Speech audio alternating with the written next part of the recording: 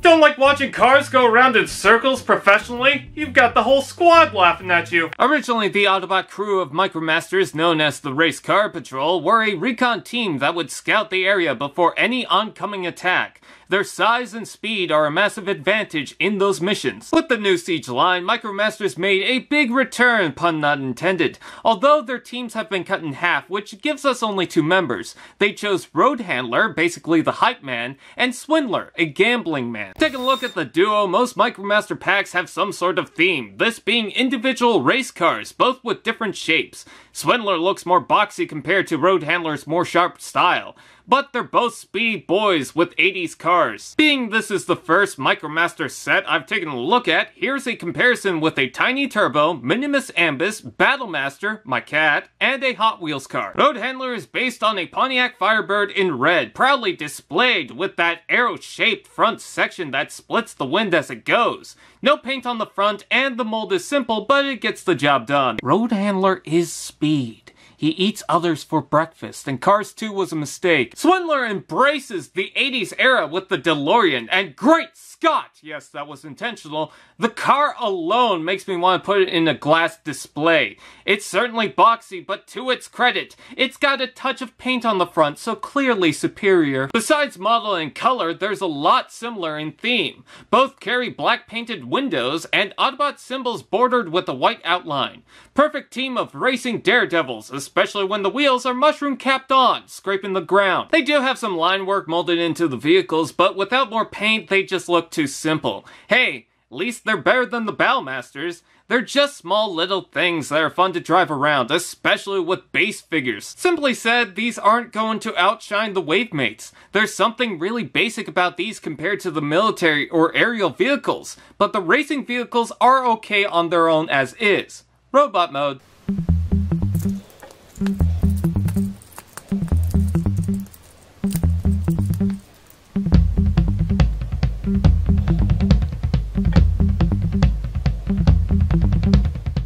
These little guys are pretty basic, even in the robot modes, but once in a while I'll notice a little texture of molded detail that catches my attention. And let's be honest, we can't expect masterpiece grade level detail at this size. Almost the name of a Combaticon, but with the shoulders of Ultra Magnus. Swindler also gains a splash of blue in the head, chest, and shoulders with a dash of yellow in the face.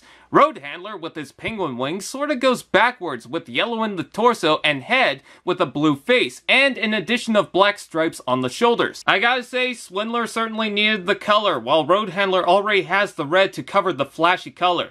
At least the black windows help break things up. Was that too hard, Battlemasters? Speaking of which, size comparison, Tiny Turbo, Minimus Ambus, my cat, Hot Wheels car. Yes, there's a hole in the chest, but at least you can add blast effects to have some Care Bear power. They are adorable. Compare them to a deluxe figure like Sideswipe. It's like his little children. Just don't feed them after midnight. At least the articulation is better than a Battlemaster. Ball joint arms, waist rotation, ball joint hips, and knees. Just keep an eye for the hips. They tend to slip out when you least expect it. Slippery little scamps. But the shoulders? Oh golly! Roadhandlers keep hitting the back, but I'm fine. However, Swindler's stacks of shoulders are an authentic choice to attract your attention just to let down your expectations by being annoying as hell. Constantly knocking into things even in the lower arm, can barely swing out, and frustrating for the transformation. In summary, why you do this? As much as I want to love these because I've asked for Micromasters for a long time, make some damn heels! The back of the feet curve and they have chunky backpacks. At what point did they think, nah, this will be alright. I mean, they designed toys for how long? They know what they're doing at this point. They fall over constantly. It's surprisingly not fun. At least the faces look cool, especially Roadhandlers. Where do you get that helmet, you snazzy guy? Well, that's not all these guys can do. Other than being awesome little cars and robots that fall over, there's another gimmick implemented with the Siege line. In that, the primary focus is weapon compatibility. And just like Titans Returns, they crammed the current gimmick to toys no one asked to be added. But maybe it's good. Let's see for ourselves.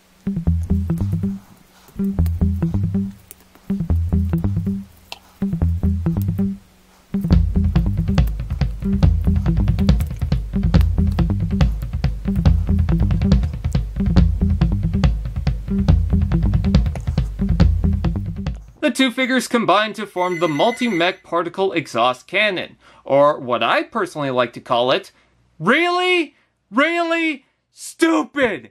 It's forced into two cars slapped together. This is dumb. You can add flares, you're better off splitting them, but it's still dumb. That's it.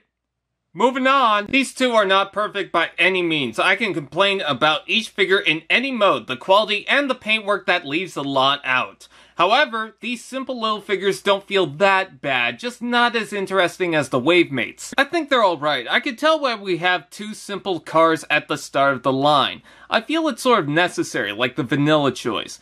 If you have a nice connection to these guys in the classic forms, I think these are alright. Plus, they really look like their original toys, just modernized for the Siege figures. Now, if only I had a little track.